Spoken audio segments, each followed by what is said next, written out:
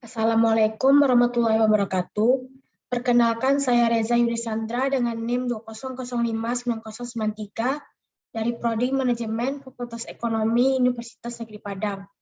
Di sini saya akan menjelaskan salah satu materi pada mata kuliah Manajemen Operasi 2, yaitu tentang forecasting.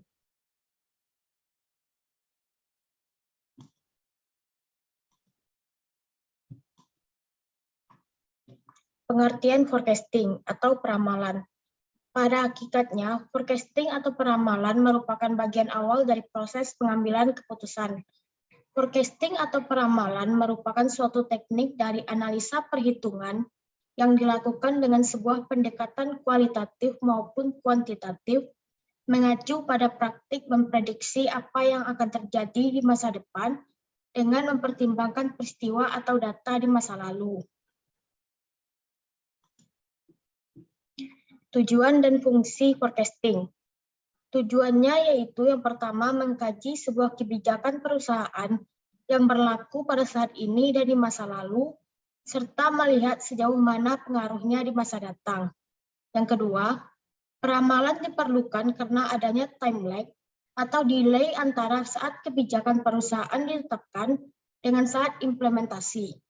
Yang ketiga, peramalan ini juga merupakan sebuah dasar penyusunan bisnis pada suatu perusahaan sehingga dapat meningkatkan efektivitas suatu rencana bisnis.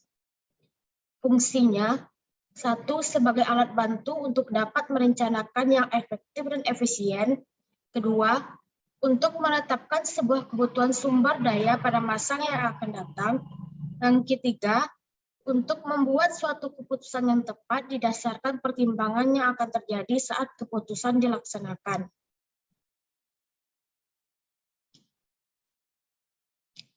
Dua, pentingnya forecasting secara strategik. Peramalan atau forecasting ialah proses yang berperan penting memperkirakan keperluan di masa datang yang meliputi keperluan dalam satu, sumber daya manusia, yaitu untuk merekrut, melatih, dan memberhentikan pekerja atau karyawan. Kedua, yaitu kapasitas. Saat kapasitas tidak mencukupi, maka akan menyebabkan tidak terjaminnya pengiriman, kehilangan konsumen, dan pangsa pasar. Dan yang ketiga, yaitu manajemen rantai pasokan. Hubungan yang baik dengan pemasok, harga barang, serta komponen yang bersaing dipengaruhi oleh peramalan yang akurat. Yang ketiga yaitu pendekatan dalam forecasting. Pendekatan dalam forecasting ada metode kualitatif dan kuantitatif.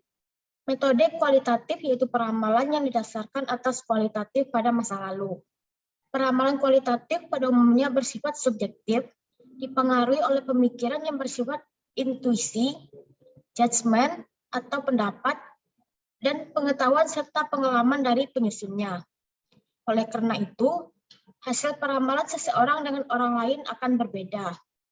Peramalan ini didasarkan atas hasil penyelidikan seperti Delphi, S-curve, analogis, dan penelitian bentuk atau morfologika research, atau didasarkan atas ciri-ciri normatif seperti decision matrix atau decision trees. Selanjutnya yaitu metode kuantitatif. Peramalan yang didasarkan atas data kuantitatif pada masa lalu. Hasil peramalan yang dibuat sangat bergantung pada metode yang dipergunakan dalam peramalan tersebut. Peramalan ini mengikuti aturan matematis dan statistik. Peramalan ini mengasumsikan bahwa tingkat keeratan dari hubungan antara variabel-variabel bebas dengan permintaan yang terjadi di masa lalu akan berulang pada masa yang akan datang. Pada dasarnya, metode peramalan kuantitatif dapat dibedakan atas dua bagian, yaitu time series dan metode klausal. Keempat yaitu time series forecasting. Metode time series adalah metode dalam peramalan dengan menggunakan analisis pola hubungan antara variabel yang akan diperkirakan dengan variabel waktu atau analisis time series. Adapun variabel-variabel tersebut antara lain metode smoothing, metode Box-Janskin, metode proyeksi tren dengan regresi. Komponen utama metode time series, satu, pola siklis atau cycle. Itu penjualan produk dapat memiliki siklus yang berulang secara periodik. Terjadi bila deret data dipengaruhi oleh fluktuasi ekonomi jangka panjang. Yang kedua yaitu pola musim atau seasonal. Pola data semacam ini terjadi apabila nilai data sangat dipengaruhi oleh musim. Misalnya pola yang berulang setiap minggu, bulan, dan tahun tertentu. Ketiga yaitu variasi acak atau random. Yaitu suatu titik khusus dalam data yang disebabkan peluang dan situasi tidak wajar.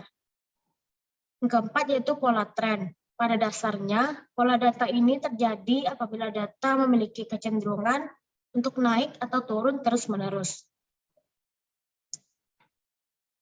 Yang kelima yaitu associative forecasting.